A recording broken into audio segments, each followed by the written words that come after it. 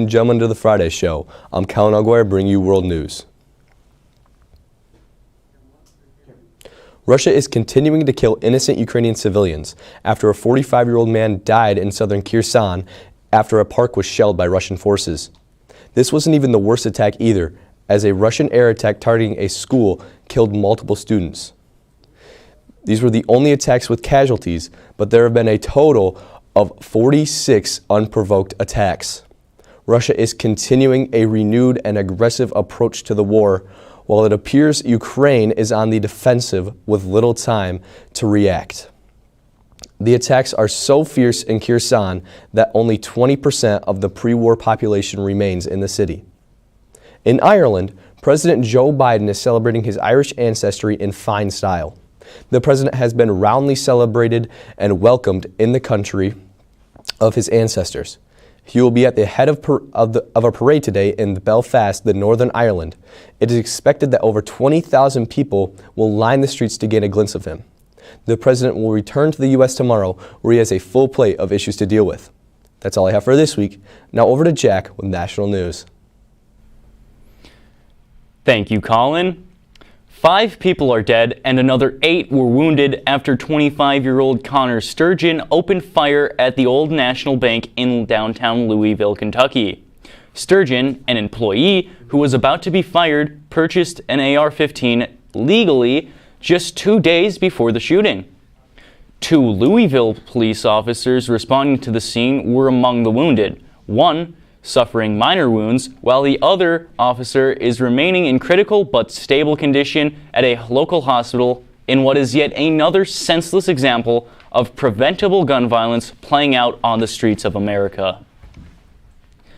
In response to another shooting in Nashville just days before the Louisville attack, 2 state legislatures from the Tennessee legislature who loudly protested the awful gun violence in Nashville were expelled from the Tennessee legislature, prompting a firestorm of criticism across the country. Representatives Justin Jones and Justin Pearson were expelled on a vote from fellow legislators for breaking the rules concerning speaking out of turn. A fellow protester, Gloria Johnson, who is white, was not expelled. After days of loud and angry protests by the citizens, the legislature allowed the reinstatement of both Jones and Pearson. The governor of Tennessee has now called for gun reform in his state, which has some of the most liberal gun laws on the books. Now to Wyatt with state news after the break. An American metal roof just makes sense. Not only is it permanent, unlike asphalt, it's also guaranteed. And with all the colors and styles available, American metal roofs are stunning. Visit our photo gallery at AmericanMetalRoofs.com and see for yourself. And no, they're not noisy in the rain and they don't attract lightning. Your American metal roof will attract the admiring gaze of friends and neighbors though. Learn more today. Call 844-METAL-ROOFS or visit our website at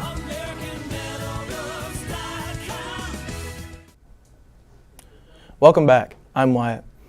On Monday, investigators for the Michigan State Police searched the house of the Kalamazoo Township manager, Dexter Mitchell. While no charges against Mitchell have been cited, the dispute seems to stem from the firing of the 2 township officials last year for alleged harassment of another township employee. State Police Special Lieutenant Dwayne Robinson claimed that they searched Mitchell's house with the owner's permission and refused to give any further details. The case has been referred to by the Kalamazoo County Prosecutor's Office for a charging decision. Early Wednesday morning, there was a hit and run in Genesee County, Vienna Township. The collision left 1 pedestrian severely injured. The pedestrian, who was not identified, was struck while walking southbound on Saginaw Road between 4 and 5 a.m. A representative from the Genesee County Sheriff's Office says that the offending vehicle is believed to be a 2014 to 2022 model Ram pickup truck. Anyone with knowledge of the incident is encouraged to call the Genesee County Sheriff's Office. Nada Payton with local news. Thanks, Wyatt. It's no secret that during the pandemic, online shopping became king and malls suffered. The Birch Run premium outlets suffered as well. In the first month of the pandemic, the mall closed temporarily but opened back up a month later. According to Allie, the mall's manager, a number of stores were closed permanently due to the pandemic. But now, the unique options within one of Michigan's premier outlet shopping destinations are growing. The Birch Run Premium Outlets have welcomed 3 new businesses already this spring, and according to ABC 12, 4 more are coming soon. In addition to the new vintage stores, an antique shop called Flashback is set to open sometime during this month. That is great news. This week, I spoke to Mrs. Messing about the long list of upcoming events planned for the National Honor Society and the senior class. Here's what she had to say. Hello, today I am here with Mrs. Messing, the NHS advisor. I heard that you're working down at the Eastern Michigan Food Bank. Could you tell us a little bit about that? Of course. So I'm taking 9 National Honor Society members next Friday, the 21st of April, to the Food Bank of Eastern Michigan. And while we're there, we're going to take great big boxes of food that's been donated, and we're going to sort it into like categories. So we'll have boxes of canned goods and boxes of boxed things and boxes of toilet paper and that sort of thing. And then eventually those like items get distributed to wherever they're needed throughout Genesee County. So we'll be there from 9 until 1, working hard, working up a good appetite. And could you tell us about the Penny Wars that is going to start on Monday? Of course. So on Monday, the National Honor Society is kicking off our last annual fundraiser. So this is Penny War, and all the money raised goes to Peace Pantry right here in Montrose. And Peace Pantry provides canned goods and clothing and that sort of thing for local Montrose residents. And so the way it works is every advisory class gets a box. And if you are in that advisory class, you want to put coins in the box. And so pennies, nickels, dimes, quarters, whatever, that all counts toward your score in a positive way. If you want to sabotage another classroom's box, you would add bills. So for example, if we have 100 points in coins, some combination of, again, pennies, nickels, dimes, etc., we would have a score of 100. If Mrs. Cummings comes over and puts $1 also in my box, now I'm down to a score of 0 because her 100 cancels out my 100. And so that's the way it's scored. And the winning class gets an ice cream sundae party. And that goes next Monday through the following Friday, so 2 full weeks. And again, all the money goes to Peace Pantry right here in Montrose. And finally, could you tell us about the senior trip that's taking place on the 18th? Of course. So I'm also the senior class sponsor, and Mrs. McLaughlin and I are taking 33 seniors to round 1 at the Great Lakes Crossing Mall. And round 1 is relatively new. They have pool tables, and they've got ping pong tables, and they have karaoke, and they also have a bowling alley, and as well as video games. And so we're going to be there from 10 until 1. Just having fun. So it should be a good time for the seniors to bond before they get ready to graduate. Thank you so much. You're welcome. And after the break, you will hear from Noah and Owen with sports. You are watching The Friday Show. GFL Environmental is one of the nation's largest providers of solid waste collection, transfer, recycling, and disposal services. GFL Environmental is an outstanding service business that is locally managed by professionals living and working in the communities they serve. From providing essential waste and recycling services to assisting local governments and sponsoring community organizations, putting the community first is the top priority. That's GFL Environmental. Welcome back to The Friday Show. I'm Owen, bringing you college, professional, and hometown sports. While we were on spring break, college basketball crowned the UConn Huskies as the 2023 men's national champs. The Huskies had a dominant run, winning every game by 10 or more points. They defeated the San Diego State Aztecs by a final score of 76-59. Congratulations to the Huskies once again. The Detroit Pistons finish up their season with a sad record of 17-65. Overall, it was a tough season for the Pistons. But with all bad does come some good. They currently have a 14% chance of being the team to make the first overall draft pick this year. But the loss of star player Cade Cunningham didn't help either. Look for an entirely new look next year. But next season, they are going to be a new team.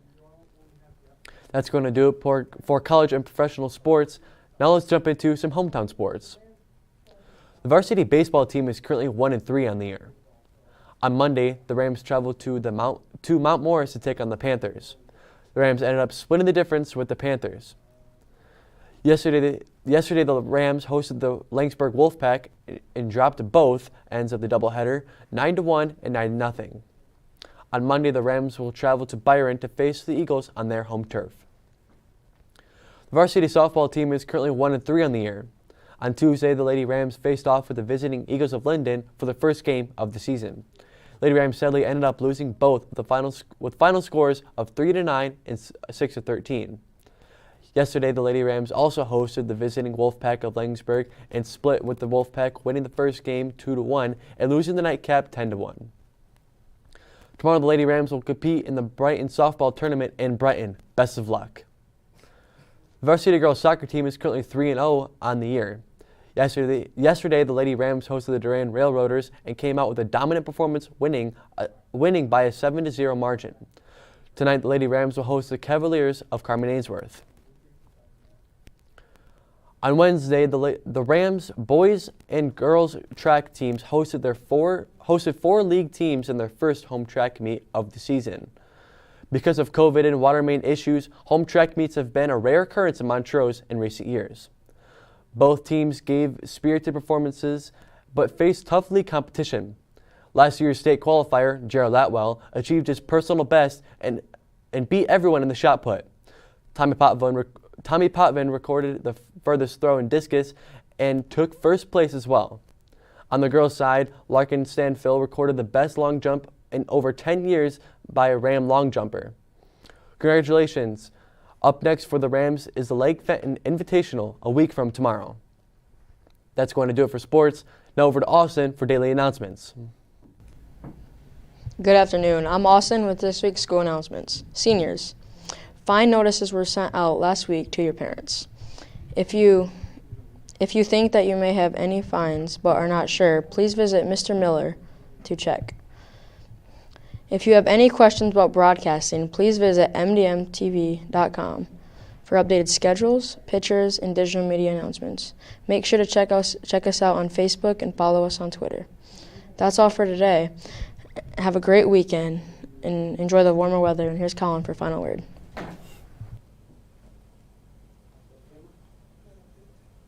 Thanks, Austin, and thank you all for tuning into the Friday show. Make sure to come back next week for more news, sports, and school updates. As always, I've been Colin O'Gore with the Friday show. Thank you, and good night.